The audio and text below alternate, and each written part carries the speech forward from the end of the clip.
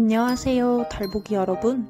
지난 5회기에 이어 오늘은 6회기 수면 위생을 개선할 수 있는 방법을 알아보고 평가서를 작성해보고 수면 일기장을 활용하는 세 번째 시간을 가지도록 하겠습니다. 영상 시청하기 앞서 아래 유튜브 댓글에 출석했다고 작성해주시면 감사하겠습니다. 6회기 시작하기 앞서 5회기 시청해보셨나요? 간단한 퀴즈를 통해 지난 회기를 복습하도록 하겠습니다. 먼저 첫 번째 질문입니다. 렘 수면의 특징으로 체온이 가장 낮은 새벽에 렘이 적다. 지난 회기를 열심히 시청하셨다면 정답을 고르는데 어려움이 없었을 거라 생각합니다. 자, 그럼 정답을 고민해 볼 시간을 가지도록 하겠습니다.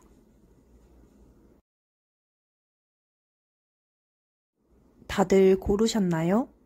정답은 X입니다. X인 이유는 다음과 같습니다. 체온이 가장 낮은 새벽에 렘이 많습니다. 두 번째 질문입니다. 잠자리에 누울 수 있는 시간을 정해놓고 매일 같은 시각에 일어난다. 정답을 고민해 볼 시간을 가지도록 하겠습니다. 다들 고르셨나요? 정답은 O입니다. 이유를 알아보겠습니다. 오래 누워 있으면 오히려 불안해지고 각성이 되어 잠을 못 자게 됩니다. 여기까지 다들 맞추셨나요? 다음은 마지막 질문으로 넘어가도록 하겠습니다. 자려고 누웠지만 졸리지 않을 때는 일어난다. 마지막 문제는 조금 헷갈리는 편이지요. 정답을 고민해 볼 시간을 가지겠습니다. 정답은 O입니다. 이유는 잠자리에 누워서 오지 않는 잠을 기다리면 더 불안해져서 불면 증상이 악화됩니다. 질문 3개가 조금 쉬웠을 수도 있고 어려웠을 수도 있으리라 생각합니다. 다 맞추지 않았어도 이번 복습 기회를 통해서 기억하셨으면 좋겠고, 본 영상 외에 워크북에도 나와 있는 내용이니 집에서 시간 나실 때 한번 읽어보시면 도움이 될 것입니다. 다음은 수면 위생 개선 방법에 대해 안내하도록 하겠습니다. 7가지 처방의 원리와 구체적인 실천 방법에 대해서 알아볼 건데요. 우리의 낮 시간의 활동, 음식, 음료 등 모든 것들은 수면에 영향을 주게 됩니다. 이러한 활동, 음식, 음료를 바꿈으로써 우리는 더 좋은 수면 패턴을 만들 수 있습니다. 이러한 수면에 영향을 주는 생활의 요소들을 수면 위생이라고 합니다. 수면 위생을 개선하기 위한 생활 처방에는 다음과 같은 것들이 있습니다. 한번 알아보도록 할까요? 7가지 처방의 원리와 구체적 실천 방법에 대해서 알아보도록 하겠습니다. 먼저 첫 번째 처방은 카페인을 줄이는 것입니다. 커피, 홍차, 바카스, 에너지 음료 및 초콜릿 등의 카페인이 들어있는 모든 음식, 음료를 제한하는 것이 필요합니다. 카페인은 각성제로 작용해 여러분의 수면을 방해하며 또한 섭취하고 난 뒤 몇 시간 동안은 체내에 남아 작용을 합니다. 따라서 커피는 하루 한 잔 이내로 적게 마시고 마시게 된다면 오전 중에 마시기를 권유합니다. 두 번째 처방은 음주를 줄이는 것입니다. 술은 여러분을 취하고 졸리게 만드는 효과가 있습니다. 하지만 궁극적으로는 수면을 분절시켜 다음날 더욱 피로하게 만듭니다. 따라서 되도록 음주는 피하시길 권유합니다. 세 번째 처방은 잠자리에 들기 전 흡연을 피하는 것입니다. 담배에 포함된 니코틴은 각성 효과가 있어 수면을 방해합니다.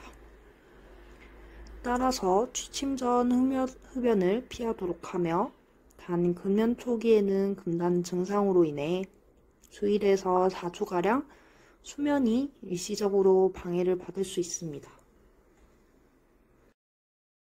네 번째 처방은 규칙적인 운동을 하는 것입니다.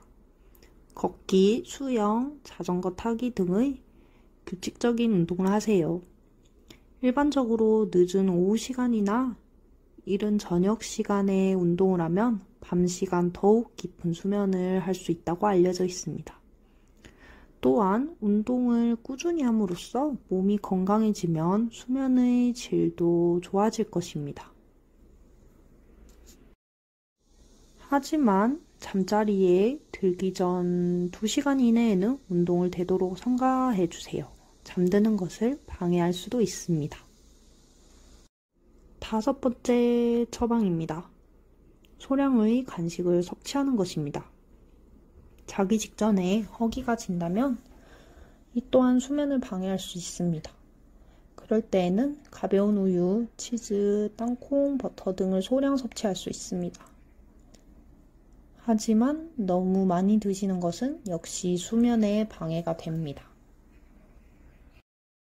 6번째 처방은 잠자는 환경을 조용하고 어둡게 만들어주세요. 되도록 침실을 캄캄하고 조용하게 만들어주세요. 소음이 심하면 기마개를 할 수도 있고 또한 환풍기를 작동시키는 등의 백색 소음을 만들어서 수면을 방해하는 소음을 차단할 수도 있습니다. 새벽의 햇빛 역시 수면을 방해할 수 있기 때문에 암막 커튼을 사용하길 권유드립니다. 7번째 처방은 침실의 온도를 적절하게 하는 것입니다. 침실 온도는 덥지도 춥지도 않게 느끼는 정도가 가장 적절합니다. 일반적으로 23에서 24도가 가장 적절하다고 알려져 있지만 사람마다 차이가 있을 수 있습니다. 이렇게 수면 위생을 개선하기 위한 7가지 처방의 원리와 구체적인 실천 방법에 대해서 알아보았는데요. 다음은 수면 위생 평가서 작성을 통해 각자에 맞추어 개선이 필요한 사항에 대해 논의해 보도록 하겠습니다. 다음은 수면 위생 평가서 양식입니다. 생활 처방에 따른 각 1번부터 7번까지 내가 수면 위생의 내용들 중 잘 지키지 못했던 내용은 어떠한 것이 있는지 아래 양식을 참고하여 나열해 보도록 하겠습니다. 수면에 안 좋은 영향을 미치는 행동을 살펴보고 이를 바탕으로 더 좋은 수면을 위해 어떤 생활 습관을 가지면 좋을지, 여러분이 고치면 좋은 수면에 영향을 주는 습관들을 작성해 보도록 하겠습니다. 다음은 수면 일기장을 활용하는 3번째 시간을 가지도록 하겠습니다. 지난 회기 때 요일별 해당하는 수면 일기장 평가서를 작성해 보았는데요. 한 주간 작성하느라 수고하셨습니다. 아래는 생활 처방 실천 자가 채점이며 요일별로 월요일부터 일요일까지 내가 처방을 잘 지켰는지 여부를 동그라미, 세모, X 표시를 해주시면 되겠습니다. 작성하면서 궁금한 부분이 있다면 아래 댓글로 작성 부탁드리겠습니다. 이렇게 6회기가 또 마무리가 됐는데요. 아래 2가지 문항을 읽어보고 생각해 볼 시간을 가지도록 하겠습니다. 첫 번째는 건강한 수면을 위한 생활 처방을 잘 실천했는지 평가해 보도록 하며, 두 번째는 수면 위생 생활 처방 작성을 통해 궁금한 점을 생각해 보도록 하겠습니다. 다음 회기는 건강한 수면을 위한 생활 습관을 알아보고 수면 일기장을 활용하는 4번째 시간을 가지도록 하겠습니다. 이렇게 이번 6회기도 마무리가 되었고요. 영상 끝까지 시청해 주셔서 감사드리고 성실히 참여한 회원분들 대상으로 소정의 선물을 제공할 계획이니 출석 댓글을 작성 안 하셨다면 작성 부탁드리겠습니다.